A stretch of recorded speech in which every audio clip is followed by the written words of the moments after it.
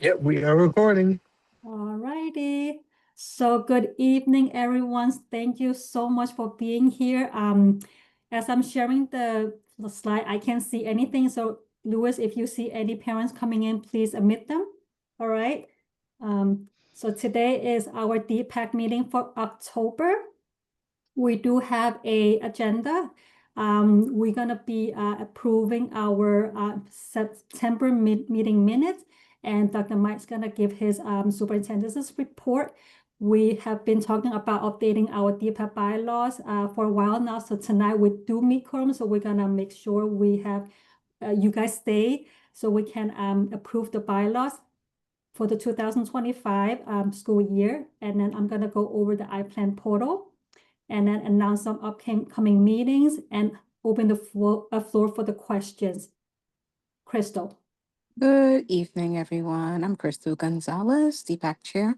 Um, our meeting norms start and end on time. One voice when speaking. This is a safe space to speak. 1, 2, 3, then me. If you spoke already, allow 3 people to speak before you speak again. Respect all, be present, be engaged, and involved. Approval of meeting minutes. September 2025 DPAC minutes. District 25 DPAC minutes. Date Tuesday, September 30th, 2025. Time 5 p.m. Location virtual via Zoom. 1. Call to order and welcome.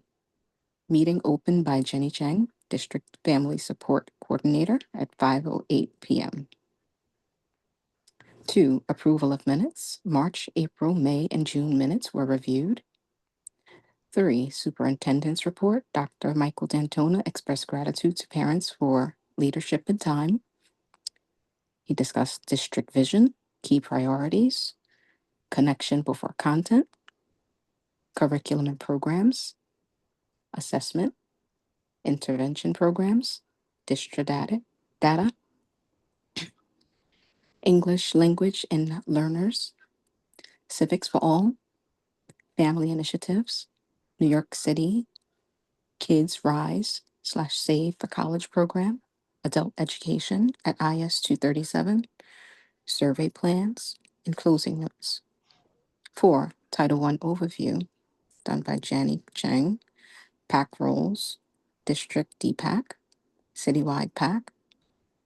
5. DPAC elections or facilitated. Chairperson and alternate were chosen. Secretary is still vacant. The chair nominations were done. Crystal Gonzalez was chosen as the chairperson. Alternate nominations were done. Jamie Wong was chosen as the alternate. 6. Bylaw reviews. This is an ongoing discussion since March to amend the bylaws. We wish to reduce quorum requirement from 8 to 5. And 7, next steps and announcements were made. You can find all of the information being discussed on our meetings, all of the materials, bylaws, and the superintendent's presentation on District 25's website at d25.nyc. And then the meeting was adjourned. Can I get a motion to approve the minutes? I approve. Can I get a second motion to approve? I approve.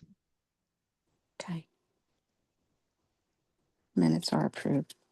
Okay, now we would like to give a warm welcome to our superintendent, Dr. Mike D'Antona, and he's going to present our his superintendent's report.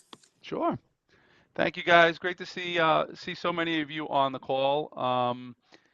You know, the work of DPAC is so super important for our schools and how we utilize you know, our collective communities to make a difference for our kids. So I thank you guys for taking the time. I would imagine that it's not just this that you've managed to take up even more of your time other than being a parent, probably working wherever you're working, and then being able to give up your time to be part of this meeting and all the meetings that you do in your school. So I'm always going to start off in a space of gratitude for what you do as parents and the supports that you give to help make the experiences for our kids as good as they can possibly be. So first and foremost, just a space of gratitude for you guys and your willingness to take part in this space. So I'm going to go over a few things. Some of them will be um, continuation of things that we talked about during our last session. I'll give you a little bit more of an updated space of data, a couple of them that I'm going to actually ask for your help on. One of them being our parent survey. I did send one out. You're all going to probably see a little video message from me in the near future asking for more folks to contribute. We only have a little over 600 parents that have given us feedback. And you'll see that in a few moments. And, you know, while 600 sounds like it's a good number, we have 23,000 kids in the district, you know, so it's how do we continue to get some of that clarity around what we are doing that's working and perhaps things that we need to get better at. So I'm likely to ask you guys for any help that you can when you're at the school when you see that information. But let me share my screen so you can see what we're going to be talking about tonight. So just greetings. There'll be a small little connection before content that we do. And a lot of these things that I share here, I do make sure that for consistency and continuity sake, we'll share at our CEC meetings, and I will share at our President's Council meetings so that everyone's on the same page with what is important to us here at the district level. And then in between that space is asking you for feedback on things that you think are important for you as well as parent leaders. So connection before content, real quick rundown if you weren't here during our last one. It's something I'm asking all of our schools to participate in, regardless of meeting, whether you are at a DPAC or you're doing a President's PTA meeting or school meetings that are building leaders run or that our kids are involved in. And it's really the whole idea is around relationship building and just getting to know one another in different ways. So throughout the week, one of my asks for all of our schools is that at minimum of once a week, minimum, and it could be more, that we take a little bit of time in our classrooms to expose our kids to simple questions or tasks that allow them to just talk to one another, get to learn who each other is, you know, to build some of that space of relationship. And, you know, I think more and more how important that is for our kids to know how to speak to one another on any given day. And I have two children. I have a 9th grader and an 11th grader, and both very, very different kids. Emily, when she walks into the room, you know she's there. Matthew, when he walks into the room, you might have to figure out where he kind of tucked himself. You know, they're two very, very different children. And if you let Matthew, he'll be as quiet as you want in the corner. Right? We want our kids, all of them, to be able to build those muscles, to be able to communicate with one another, even if they're a little bit shy and passive to begin with. So what we're going to ask is just for you guys to indulge me, and I might put you into just a very brief breakout room just for a little bit of fun. So the idea of choosing a partner, I'm going to wind up choosing, or the computer's going to choose for you, and we'll just prop into a room really briefly around this question. Is there something you are afraid to try, and why? So just take a moment just to think about, is there something that you yourself are afraid to try? And why? Just take a moment of pause. And if nothing hits you, it's fine. You don't have to feel compelled to say that, yeah, I got nothing. I'm good. Nothing really gets me nervous. But I will start just so that you can hear mine. You know, the whole idea always, and people that do this, more power to them. But the idea of me jumping out of a plane to do skydiving is not something that Mike is ever trying. The only way you would get me to be able to do it is if you knocked me out and pushed me out of the plane. Otherwise, I'm staying nice and bundled up and buckled up, and I'm good. And it's not that I'm afraid of heights or anything, but the idea of lack of control, I think, is what makes me say I am not doing that. So just to give you a point of reference of what it can be as silly as that, or something even more serious if you like. But I'm going to break us up into groups just for a moment, and I hope you don't mind me doing this, but I just want you to get the experience of the small little ways that we're asking all of our groups to really just be able to connect with someone that they don't know. So when you get into the room that I'm going to put you in, just start off by just saying who you are, you know, your name, your school, maybe the grade level of your child or a group of children that you have, and just kind of get into that very brief spot. It's literally 4 minutes, and I'm going to scoop you right back in. Okay, so I hope you don't mind me doing this, but I just want you to get a feel for what we're asking to happen in our schools.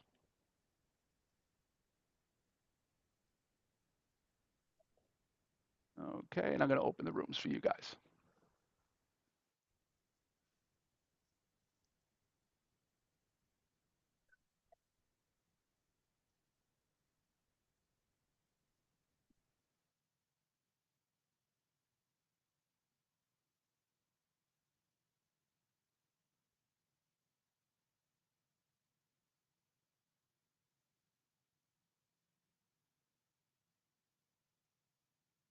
Okay, it looks like everyone's got a partner, right? Okay.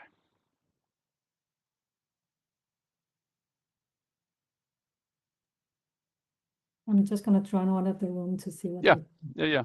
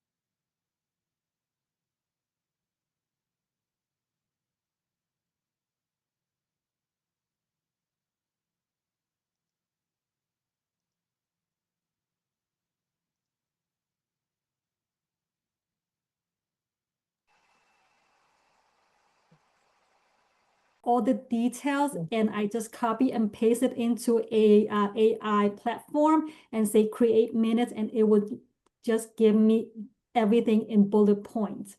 So please, if someone would like to step up and become our DPAC secretary, we will really welcome you and appreciate you. So let us know. We're gonna give the floor a few more minutes. I mean, a few more seconds to think about it. You'll be joining an amazing team. We have Crystal and we have Jamie, and you'll be working closely with me and Louis and Dr. Mike and team also. And we are here to support our Title I PACs. Our role is to support them. And Crystal, Jamie will be attending City PAC meetings. It's once a month. Bring back the information, bring back the updates, and share with everyone.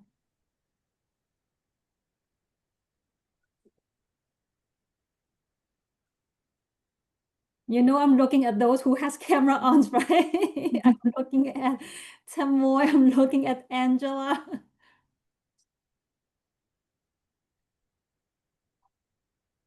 Would love to, but I have a lot of roles already. And we sorry. understand, it is a lot. It is a lot, we do understand. All right, okay, we're gonna move to our next slide, but if you ever wants to become a secretary, please give us an email, either me, Crystal, or Jamie, and we'll make sure we'll include you in our, email threads and group chats. Let me go back to my PowerPoint.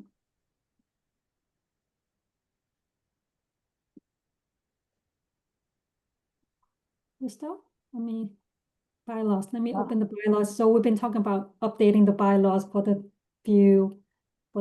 past few months. Let me make it a little bit bigger. So in the past few months, we had reviewed the bylaws. We also review it on our September meetings, and it's been posted on our d25.nyc's website under DPAC, under sharing documents. I can show you where to find all our meeting documents again.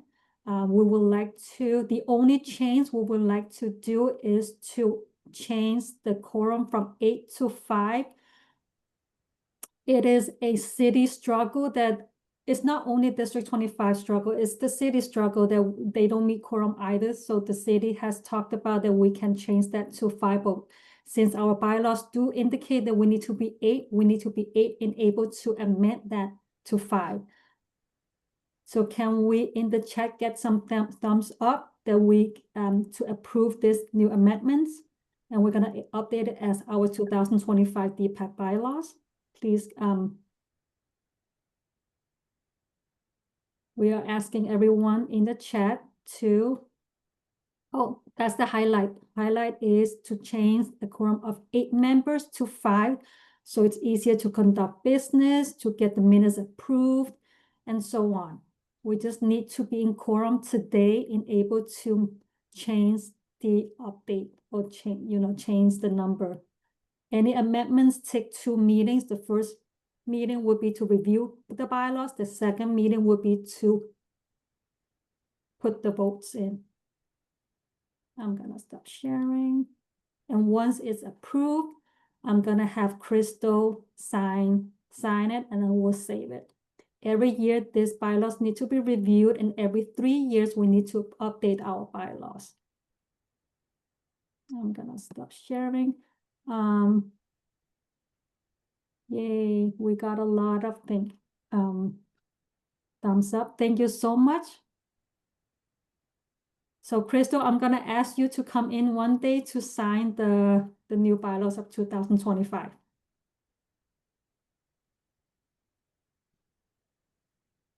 Thank you so much. I'm gonna go back to the PowerPoint again.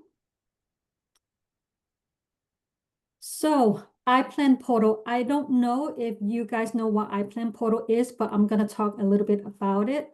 So after a PAC election, after Title I election, after a PAC meeting, what will those documentation go? Schools are asked to document everything as Title I is a federal program. So everything has to be documented into the iPlan portal. This is a deck that Title I has shared with all the schools, and this is what I'm going to share with you. And I will also go into the website itself so you can see how it looks like outside this deck. We have, so the principal will designate someone.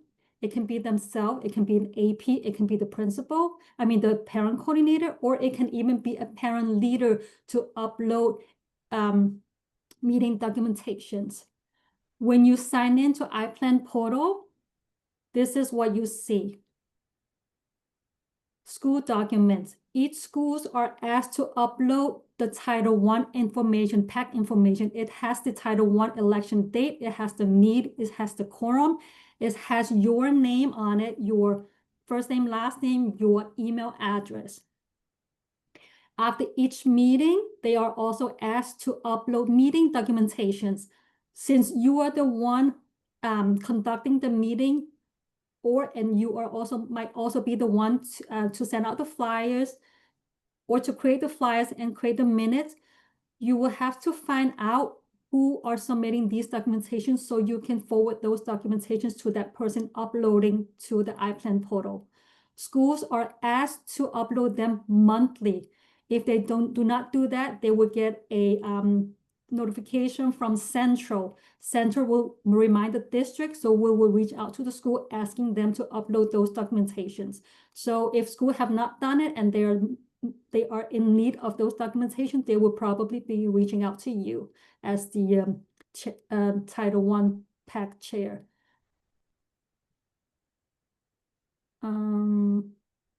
Same as SLT meetings. SLT meetings documentations will also need to be uploaded into the iPlan portal. The PAC information, as I mentioned before, they will be asking for the date, they will be asking for the month and the year and who facilitated the election, mostly the president of the PAPTA. They will ask for the title of the person who facilitated the election, and they will ask for quorum if quorum was met. And then after that, they will be uploading, they will be asking for your name, your address, and the alternate name and address. Term of office, which is always 2 years. It's for PAC is always 2 years. For DPAC is also 2 years. President and PAPT is only 1 year term. But for CEC members, for Title I PAC is always 2 and has been 2. Let me log in. I'm gonna go away from this deck. Let me log into an actual iPlan. So when I log in, I do iPlan. Oh, iPlan. I have to log in with my DOE credentials. Since I work for the district, I have access to all the schools. I'm gonna go to schools documents and scroll all the way down. I'm just gonna pick the first. Yeah. Normally PS20 is always the one. Title I is listed on the way on the bottom, all the way on the bottom.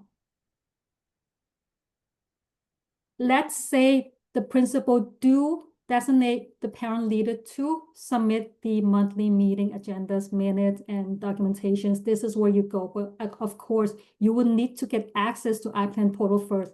In able to get access, the principal has to reach out to iplan.com and request access for you. This is where you will be uploading, or whoever the principal assign will be uploading the meeting documentation monthly, starting with the CEP calendar starts in April. That's why they have April as number 1, but you will be, oh, what happened? I'm sorry, let me go back. The first meeting that the PAC, Title I PAC will be holding will be October. So October, you will have your first meeting, or no, September, October, November, December, January, February, and you have March, and then you will go back to April, May. Please note that July and August is optional because you have 2 years term. You also will have meetings over the summer if you choose to, but these 2 months are optional, so you do not have to have PAC meetings in July and August. Does anyone have any questions about iPlan portal? Just want to show it to you in case you know any deal, the principal or the parent coordinator will be reaching out to you for documentation. You know what it is used for. They must update the iPlan portal on a monthly basis. So it's important that you guys work together to submit those documentations so school can be in compliance and not get hunted down by me or Dr. Mike or central staff. So Dr. Mike's back. Hi, everyone. Thanks. Sorry for the interruption. Please know I may have to do that again. So I will hop off if I do need to. So thanking you in advance for understanding that that I might have to hop off of this call again. But I'll try to run through a couple of these parts, and when and if I do receive a call, I will have to excuse myself again. But let me share my screen with you guys just to go over a couple of just important dates for you to keep in mind. These, as I say during our CEC, I say during President Council, and I'll say to you, every time I meet with you, I'm going to share enrollment dates just to keep it at the forefront of everyone's mind's eye of when these things are happening, just so that you know, that repetitive part of this is important for me, so that no one is in a space of not knowing when the dates are, and for you guys to also share as you can for any of your community members that might not be aware of the dates of things that we have available. So just a couple upcoming events that we have. We do have an English language learner virtual parent workshop with through English but with Spanish translation on November 12th. We have another one on Wednesday, November 19th for our Mandarin speaking parents. And again, this is all about how do we help build our kids' language muscles. So really important workshop for any of our multilingual learner families that are out there to offer that layered support. We will have part 1 of our special education series. We started this off with the CEC. And through our collaboration with the CEC, we decided to establish another a workshop series around special education. The first one is around understanding the IEP. I think there are unfortunately way too many times that as parents we know what IEPs are, and we know what they're about, but sometimes we don't know all of the things that go along with it. So these workshops are really, really great way of being informed. So I encourage any families that are in that have a child that does have an IEP to be involved and connect as needed, because they are recorded, and you can point someone to. You know, I listened in on, and they have really good information for you. Please, you can access it on our District 25 site. It's all present and available for you, so I encourage you to make that known to any of those that that you come across would be great. And then we have a virtual math workshop focused around our goal of building sense making for our learners. This is led by one of our team members as well. These sessions tend to be pretty well attended and very informative, so I do encourage our families to participate in that too. Enrollment dates, high school admissions timeline, October 7th is when high school applications for LaGuardia and specialized high school admissions tests open. Friday, this Friday for the 31st is the registration window closes for SHSAT. December 3rd, high school and LaGuardia applications close. And on Thursday, March 5th, the high school offers are released. Middle school application timeline, it opened on October 15th. Monday, November 3rd is the deadline to register for Mark Twain and District 21 talents. Friday, December 12th, middle school application closes. And Wednesday, April 15th, middle school offers are released. Kindergarten and kindergarten G&T admissions, Tuesday, December 9th is when the application window opens. Friday, January 23rd, it closes. And Tuesday, March 31st, kindergarten offers are released. And pre-K, 3K, pre-K for any of our newer families or families that have young ones coming into our district. 3K, pre-K admissions, the window opens January 15th. Friday, February 27th, it closes. And then releases are offered in May 12th for pre-K and May 19th for 3K. G&T grades 1 through 4, Tuesday, April 21st, the application opens. May 8th, the application window closes, and then offers are released on June the 11th. Okay. Just a couple of other things that I want to bring up that is also connected to our work. So what you see here on the screen, and we blow it up, is kind of our mantra that we go by and what we stand for, and this idea of strong roots, strong schools. It's been something that's been part of our district for a pretty long time, upwards of a decade now. And since last year, we did make a change where you see here it says, from many roots, growing in wellness, kindness, and community. It used to read, from many roots, growing as one community. And we changed it based on conversation at the CEC to really promote this idea of wellness across our schools, kindness across our schools, and community across our schools. So once a month, when we meet with the CEC, we engage in conversations around how we're going to start working to build this so that it's a sustainable thing. We meet together as a group. We talk about how we can build this as a district, and where we are right now in the process is kind of defining what we mean by each of these words, by wellness, kindness, and community. And then thinking about what are some asks that we can have of our schools to make it so. So part of this is asking all school leadership teams to have a component on their agenda that calls out wellness, kindness, and community. How are we doing that? How are we promoting kindness? How are we promoting community in our schools so that it supports this idea of wellness, whether it's physical or mental or social emotional in our buildings? And my feeling is the more that we are connected to this as a collective community, the more actionable decisions that we can make that promote those types of behaviors for our kids. You know, if we are struggling, what do we do about that? How do we help manage that for ourselves, but also seek out some support from, you know, whether it's a peer or a colleague, you know, depending on who you are, or, you know, a student seeking out a teacher. And, you know, part of our discussion is one that I do see as a lasting one, because there's never just one way that we can reach our folks, whether they're adults or our kids. So this is what a summarized version of what we talked about at the CEC is. What I'd love for you guys to do, if you could just take the next 2 minutes just read through some of those things that we kind of lifted during the CEC. And they weren't always just necessarily phrased like this. I kind of tidied them up and put them into these small little buckets.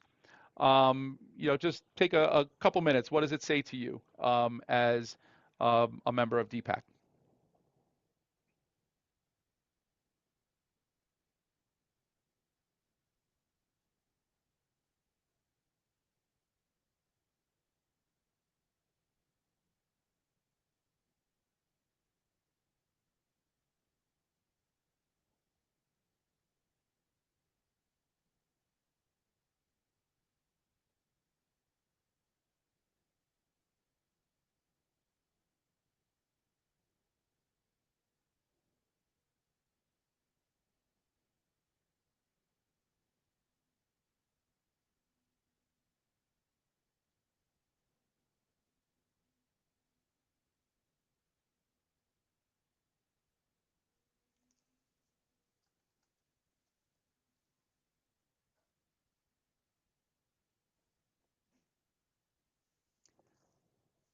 So if we could just take a moment of pause and thinking about this, in what ways can we promote this idea of wellness, kindness, and community from your own perspective? So thinking about what you see here, is it making you think anything about maybe things you're already planning in your own school, or things that maybe we could start thinking about planning? And it's not meaning today, all right, tomorrow we're going to go back and all of a sudden wellness, kindness, and community is everywhere. It's a building block space of, how do we start thinking more intentionally about this as schools and as well as that as parent leaders that we want to convey to our kids. Um, so just take that moment from your perspective. Is there anything you would even add to this that you don't see there, or things that you would want to see that are not there, to kind of describe each of these terms?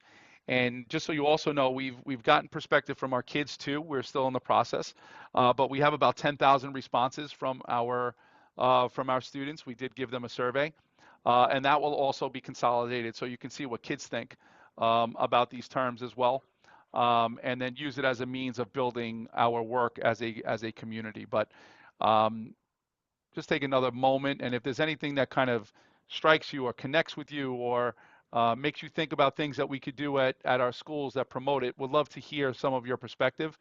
And feel free, you can put your digital hand up so that we can, allow each of you to have time and space to share out. I would love to hear some of your thoughts. So I'm going to stop sharing just for a moment. And if any of you have any thoughts about that, whether you like the idea of wellness, kindness, community, as small as that, or as big as adding some of your own thoughts to contribute to this space, I would love to get your feedback. So feel free to put that digital hand up, or come off mute and share some of your thoughts. I'd love it. Some of my thoughts. This is Crystal. Good Hi, evening, Crystal. everyone. Okay.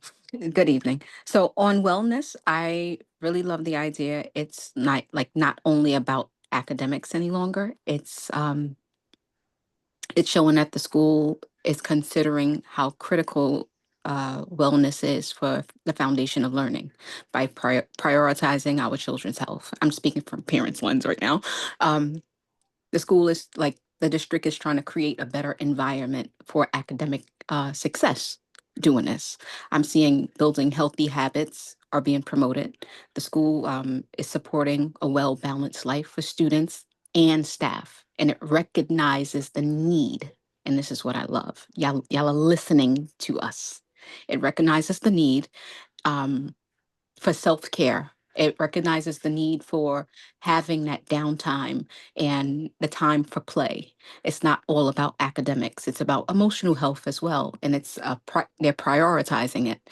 And they're aiming to create an environment where well-being is the core part of the school experience. And that's why I love it. PS29, what do you have every morning? They ring a little bell, make the kids take their breath. It's beautiful. They have that time to relax before starting, their day. It's about action, and it's not just words, and they're putting it into play. And this is what I love. You said it, now you're asking us for our feedback. How are we going to get the ball rolling on this? And then on kindness, having that as a daily practice of empathy for the kids. It's not just the concept, but being a daily practice that's guided by dignity and empathy. And this means that the school wants to force the compassion and respect in a respectful environment. And I love that, and allowing the kids to teaching them also treating others as they want to be treated. And it's a guide for behavior. So I'm just loving all of the ideas that I'm seeing here, and thinking about ways that it can be implemented more. Yeah, I love that, Crystal. And you know what? I think from an idea to actualizing it, right? How do we make sure that we're seeing these things in a visible way? And we have a number of things that we have put in place just at the district level in terms of in terms of those brain breaks through programs like Mind Up and things that are associated with it. But then to me, it's how do we make it more visible and celebrate the spaces where we see it, and encourage our kids the why it's important. Because I think sometimes the way that it shows up are the ways that we don't want to see. Yeah. Those are the things that wind up getting visible. The ones that the negative choices wind up becoming the ones that become the things that get talked about, and not all the wonderful things that our kids are capable of showing on a daily basis. And how do we capitalize on that and make sure that we're making those events, those activities, those tasks that our kids do that show them in doing the amazing things for others around them is really important too to kind of capture. So thank you for for sharing that. Anyone else that it kind of struck or hit in their own way that or want to contribute to this idea?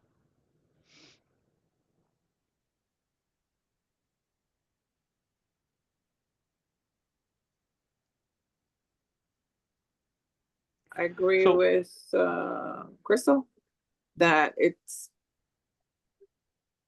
a full spectrum where it's not just all about academics, that being able to relax before school. I really like what she said they do at 29.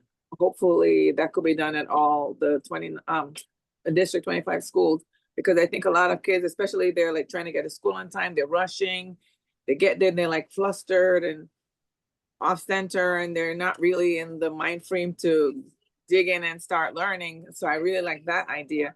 But I like that it's a full, it's a, I'm trying to get my words together. It's not just about academics. It's about healing the mind, body, soul. Like it's all encompassing. Encompassing, yeah. yeah, and what I ask all of you, and not that I need to give you more things to do as parent leaders, but what I would love for you guys to lean in on, just in your role as representative for your school, is to think about ways that we can make this really become part of what we do. What are the activities? What are the events? What are the approaches that we're taking, in school, but also that present and promote it, even in the things that we do as parents. What would we want to see happen within our community? And I want us to really start thinking about things more instead of these kind of like isolated events that we do, but they're all always consistently messaging around how this is bringing us together, how this is talking about the idea of kindness or this idea of wellness, and thinking about, as we're organizing our own events and activities as a parent leader, where do we fit those in? And then it can become a guide of sorts across all of our schools to think about, oh, I loved what I just saw at 185, or 379 just did an amazing thing. And suddenly it starts creating this momentum around just amazing tasks that we're able to contribute to our school and district for that matter. So this is an open space that I'm going to come to every single month. Just in terms of update and what we're thinking about, and would love for you, and this is kind of the homework, not homework, that if you have ideas to just bring them forward, bring those to these meetings so that we can learn from one another around what we might want to try in our buildings. And it doesn't mean that because we came up with an idea that it happens tomorrow, but it gives us opportunity to reflect and think about how we make things even more improved than what they currently are in our buildings. So just throwing that out there as a food for thought for you. And I'm going to go through just a few more slides just to share with you a couple of other things that are going on. So we did just finish up our beginning of year. During our next meeting with CEC, I'll have a more detailed report. But this is just to give you a little context of where we are now compared to the past couple of years. So what you will see here, our starting point and our baseline is consistent with what we had seen last year and not too far off from 23 in lots of respects in terms of initial space of our iReady for grades 3 to 8. We have lots of room to grow, which is exciting, but presents lots of challenges as well.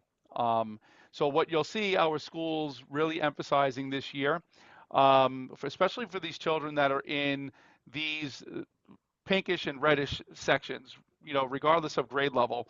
So pinkish and reddish sections, you're going to see our schools really kind of digging deep into not only the instructional core, which is the most important, what we do day to day in our classrooms, most important, but for our kids that are really struggling as readers, those real targeted intervention supports through programs like Spire, Sound Sensible, and Phonics for Reading.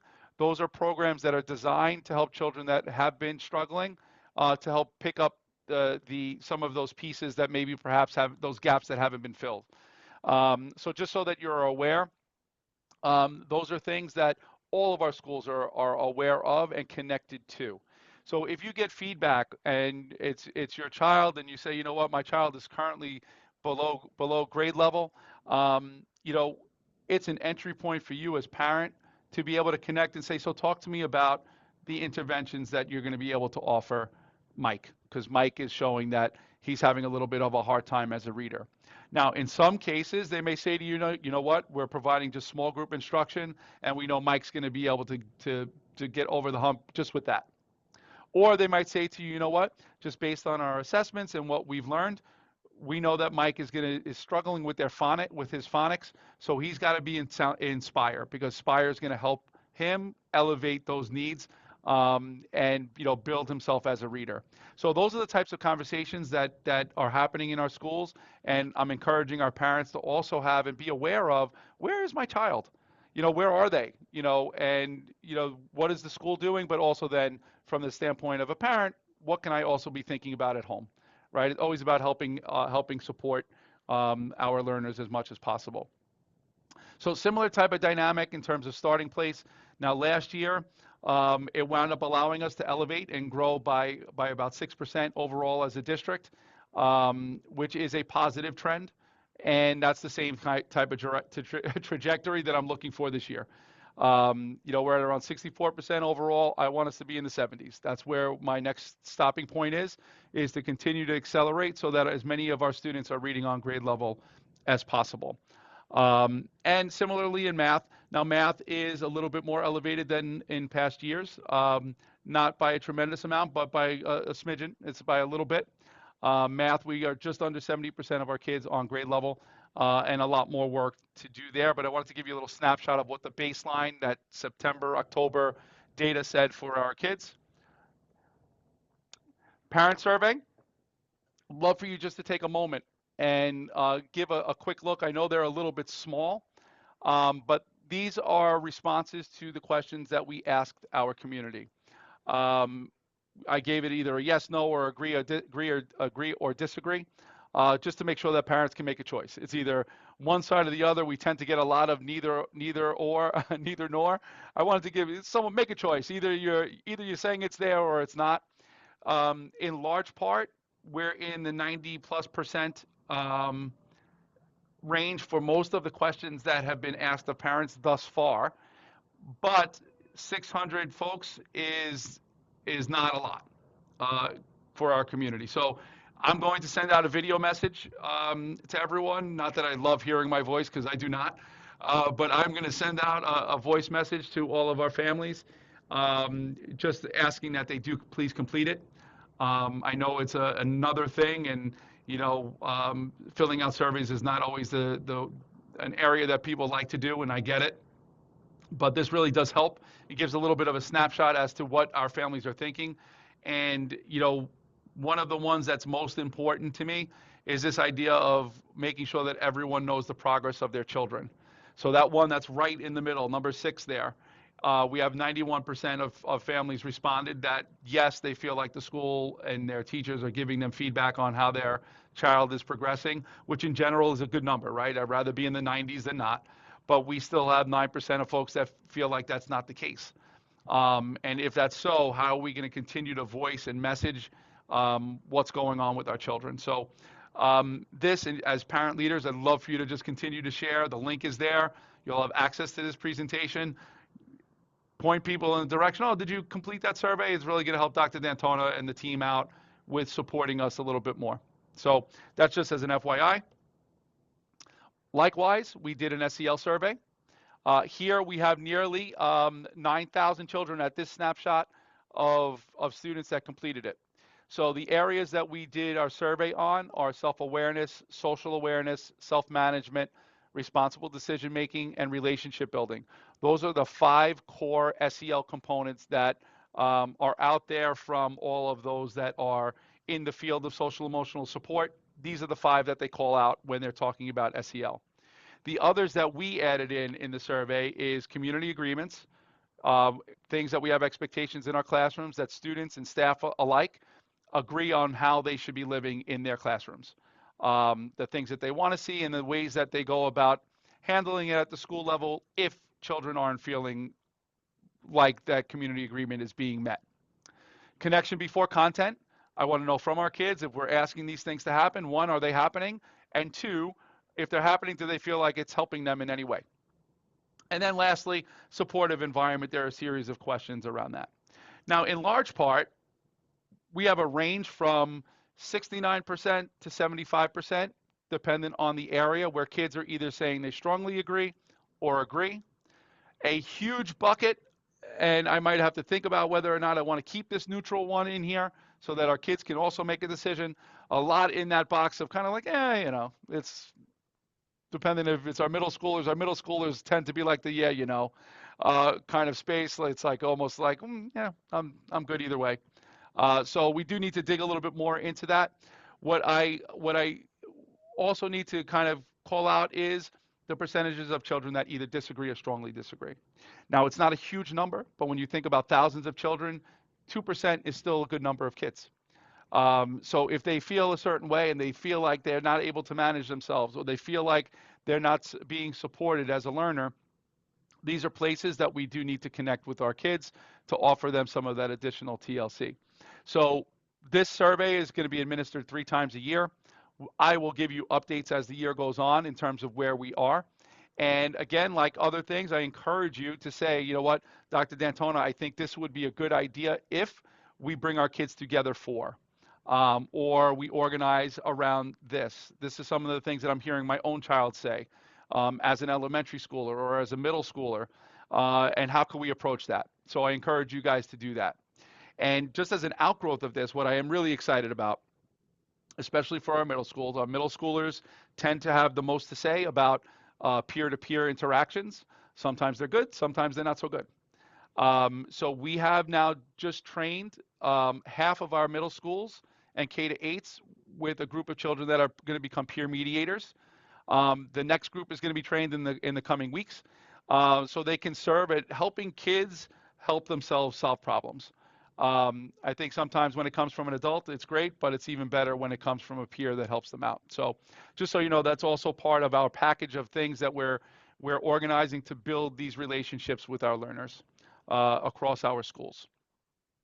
A couple of other quick things. I know that you guys are also on SLT. So we will be doing an SLT training on November 3rd. We'll be going over a number of things that are important, from connection before content to SLT 101 and the chancellor's regulation that governs the school leadership team process. Progress monitoring, we'll be going over the MTSS expectations a little bit more than I just did, so that everyone knows what the expectations are. And there will be a space around school budget. Everyone will be asked, again, not that I'm survey crazy, but there are certain surveys that I think are important. And this one is around school leadership teams.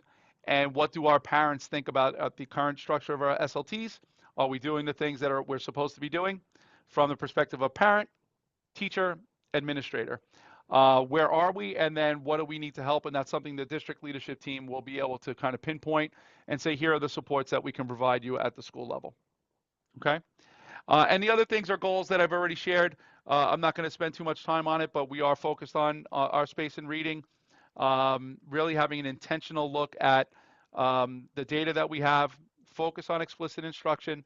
So you'll hear your kids talk about this idea of an I do, we do, you do, where teachers are I'm expecting our teachers to really model the behaviors that we want to see in our kids. So I'm going to show you what my thinking is, learner, to see how we do learn about this particular skill or this particular content, so that there's clarity for our kids when they then have to do those things on their own. So big emphasis on that, specifically focused on what are the resources that we're going to provide our kids that are falling outside of the sphere of success. Children that are struggling, where's their entry point into the learning? So that's part and parcel of what we're doing here. We're also piloting work for our multilingual learners, specific focus on kids that are entering and emerging. Just so to reiterate that, the physically and emotionally safe are things that I just kind of talked about from the survey. A lot of our work's going to come out and through that. So not so much more to say there.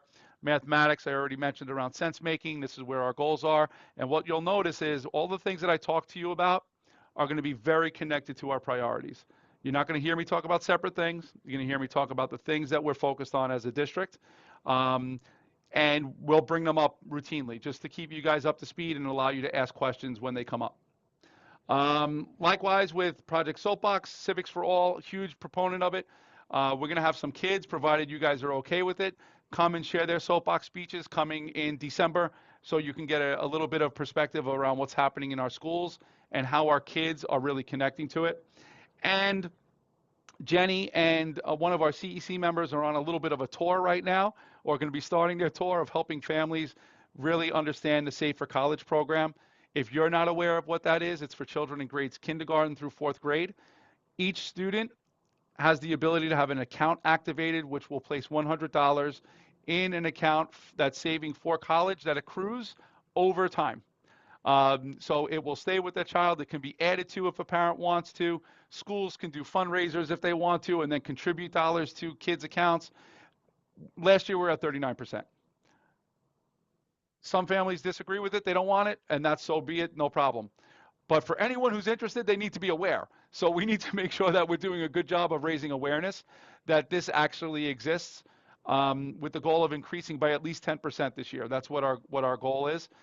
So Jenny is going out to schools and doing supportive messaging to our families to make sure that they know what it is. Some are not part of it because they just don't know.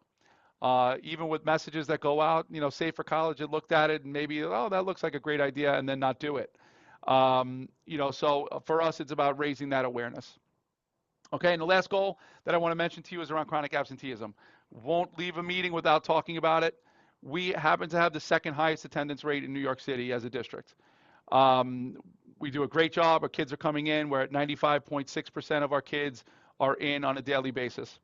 The trouble with that is that we still have, even with that high attendance rate, we still have 15% of our kids now, and it changes every day because once a child's out again, they'll put them at risk for chronic absenteeism.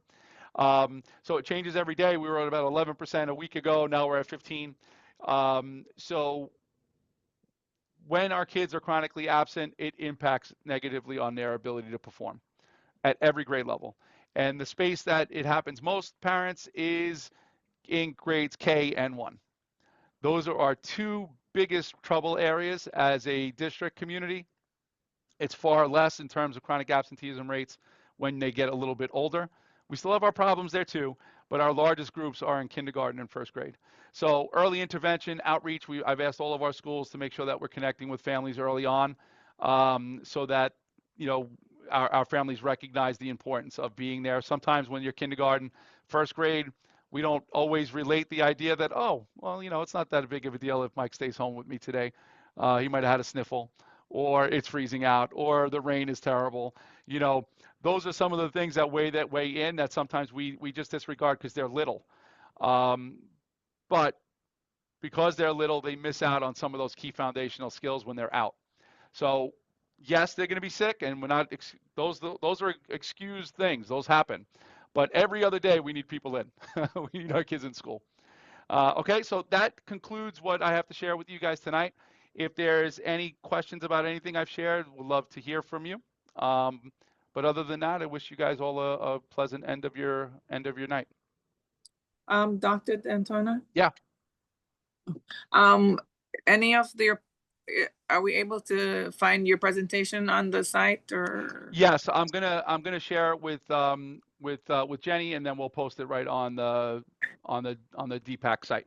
Can we also share it on our own? Anything that I share, you are welcome to share with whomever it is that you like. Yeah. These slides are not just meant for you, they're meant for whomever it is that you want. So if you're doing a report for your school, and the reason why I keep them consistent, so that if it's President's Council, great. If it's DPAC, great. Someone's going to wind up sharing the information, and I try to keep it consistent. Now, it will vary here and there, but I do try to keep it consistent so that the information is available to our schools. Okay, thank you. Just wanted to be sure that I could share. And we also have the recording too of the video of Dr. Mike's presentation. You can refer to that as well. Oh God, no one needs to hear Right, my thank voice. you. Yes. No one needs to hear that. That We raspy. play in double So- double speed. Double speed. Yeah, triple speed maybe. Dorothy, just so you know that the Safe for College program, the reason why it's K through 4, and you might not have heard it as a 5th grade, is that it started, so I guess it's now 5 years now in the running, and they build it up every year. Unfortunately, your grade level was not part of the initial starting place. And they're not going to accelerate it up to the grade levels that were already above it. It's for all those that are coming in thereafter. So this started 5 years ago in a district, or 6 years ago as a pilot in a district. And because of the success of it, they chose to, I know, I'm sorry, it is a big thumbs down, I'm sorry. Because of the success in the district they piloted in, they chose to say, let's now try to do this citywide. And it then began with kindergarten, and then they looping it up year after year. Don't get me wrong, we did ask, and we were told, unfortunately, they don't have the capacity, financially to keep building that up across the other grades. They're trying to stagger it up from where they were. But yeah, don't worry, I'll keep advocating for it. I just don't know that I'll be able to get a yes out of them on that side of it. But yeah, we'll keep advocating. For sure. Daytona, is it possible that if a parent that's in that original grade band didn't do it, can they still join Yes. in even if, okay. 100%, So if their yes. kids are 6th graders or 5th graders, they can do it if they started at that 5-year point.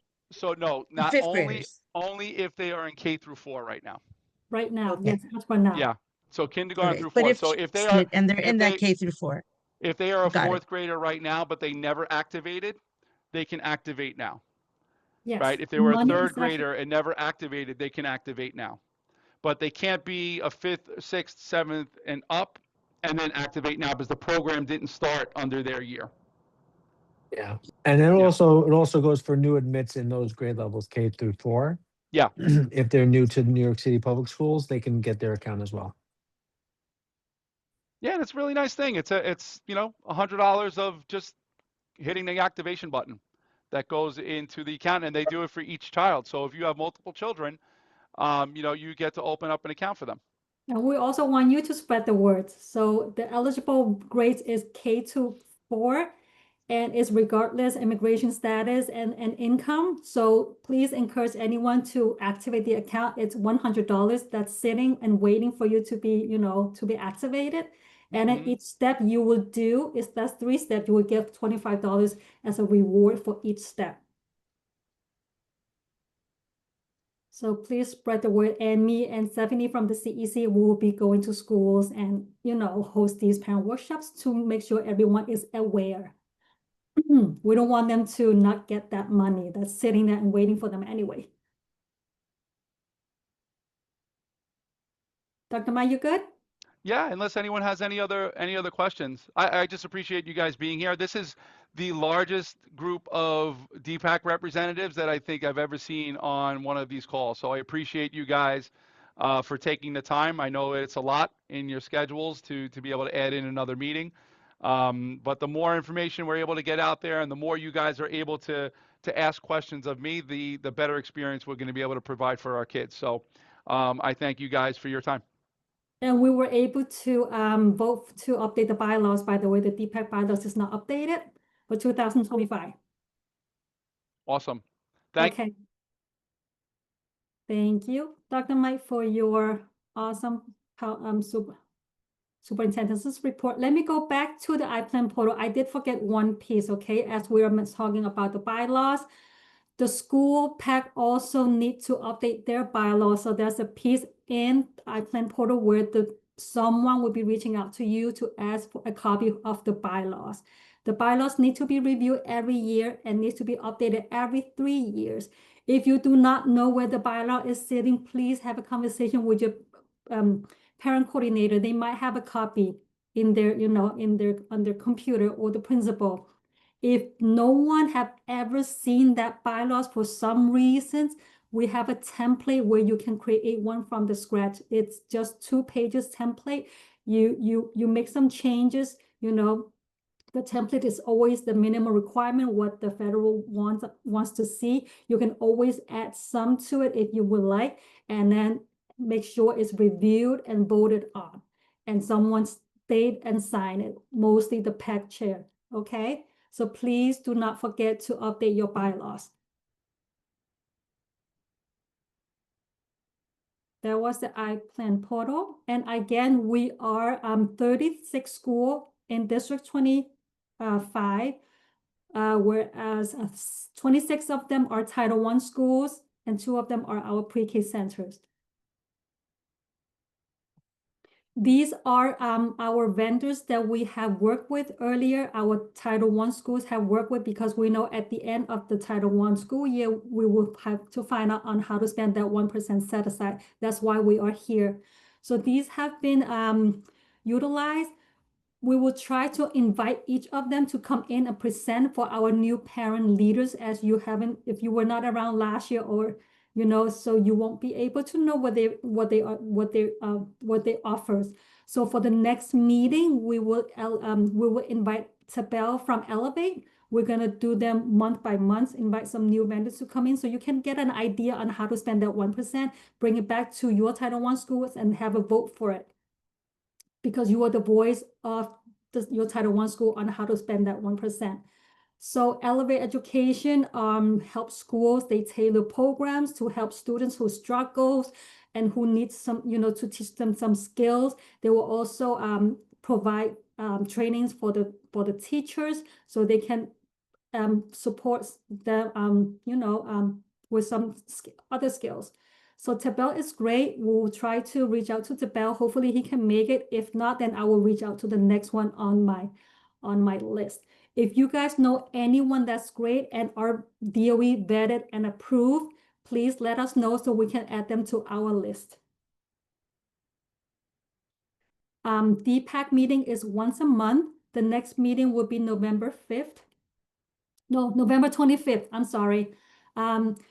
Each DPAC meeting, we will also be sharing some CityPAC updates. This month, the CityPAC meeting has been postponed due to a holiday. So the next CityPAC meeting will be on January 3rd. Usually they will have their CityPAC meetings on the 4th Monday of each month, but they postponed it to November 3rd. Crystal, Jamie, and I will be attending those CityPAC meetings. We will alternate. We will bring back the information, the updates, and have it, turnkey during our DPAC meeting. So please come join us every month. Even though we were able to change the quorum to 5, I don't want to see 5 parents. I want to see all 26 of you. Okay, so please make sure you still show up and support us with the DPAC meeting and get the feedbacks and get the updates to turnkey to your community. Every month, CEC are also having their meetings. We have Angela here, perfect person to explain to you what CEC meeting is, but these are our meeting dates. They are having in-person meetings because CEC follow the open meeting law. So their meetings must be in person.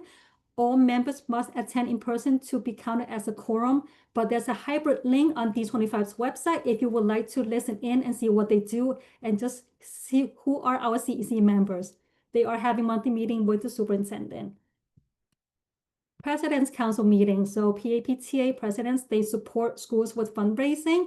President's Council are one extra layer to support our school level PAPTA parents. They also attend monthly meetings, and they hold monthly President's Council meeting to support our school level parents. The monthly meetings they attend is called CPAC meeting. So your Title I is CityPAC. The President's Council, they will attend CPAC meetings with central staff and liaisons. And they will also bring back updates and, important informations and turnkey to our PAPTA parent leaders. So these are all important dates that you can, save. I felt like I forgot something, but I lost it. Does anyone have any questions for now?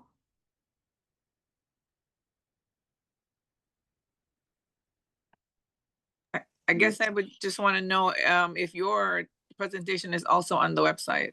Oh, see, I knew I forgot something. Thank you, Angela, for reminding me. So iPlan portal, let me go to D25. So our district website is d25.nyc. It can be easier. Louis made it as simple as possible, d25.nyc. It's going to bring you to our District 25 website. All the public meetings are posted here. You have the CEC meeting, you have the DLT meeting, you have the President's Council meeting, and DPAC is an extension of the DLT meeting. So there's an arrow. You click on this arrow next to DLT and you click on DPAC. All meeting documents are right here on the shared documents. If you click on it, make sure you click on the right school year and the correct month.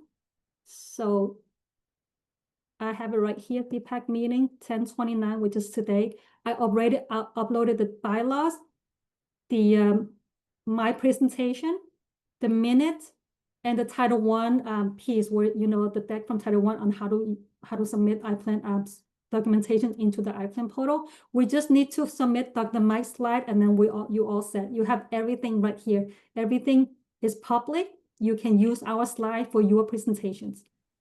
And Dr. Mike just sent me his slides. I'm going to put them in there right now. Louis, Awesome.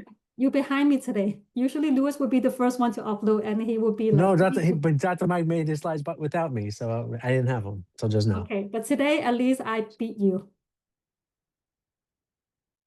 Again, we are here to support our Title I schools. The DPAC is an extra layer for support, and then we still have CityPAC. We can always reach out to CityPAC if we have any concerns or questions that needs to be unanswered. So feel free to reach out to us with anything, and we're here for you. But make sure to join us on the next meeting, November 25th. 5 o'clock, always at 5 o'clock. That's it from me. Does anyone have any questions? Crystal, did I forget anything? Let me know. No, that's all that we discussed. Okay, if I forget anything, let me know.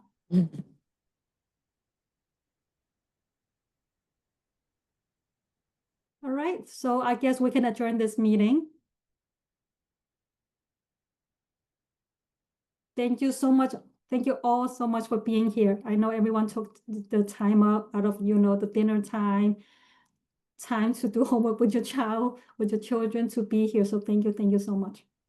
19 has our PA meeting in about 5 minutes, so Oh I my gotta God, run. you have to jump from one meeting to another meeting. Yes, I do. Have a good night, everybody. Good night. See you next Thank month. Good night. See Thank you you. next Good night, time. everyone. Thank you, guys. Good night. Bye. Good Good night, night. everyone. Good night. Thank you so much. Good night. Good night. Tamoy, I'm happy to see your face because I know we spoke over the phone, so it's good to have a Yeah, face. I'm happy to be here too. Even though it's my first time, because like I asked Ria, right? Yes. Because we in a group chat with Angela, and I asked her, should I attend? And she's like, if you have time. And I was like, okay, I have time. We want you to be here every month. Right? I wrote that.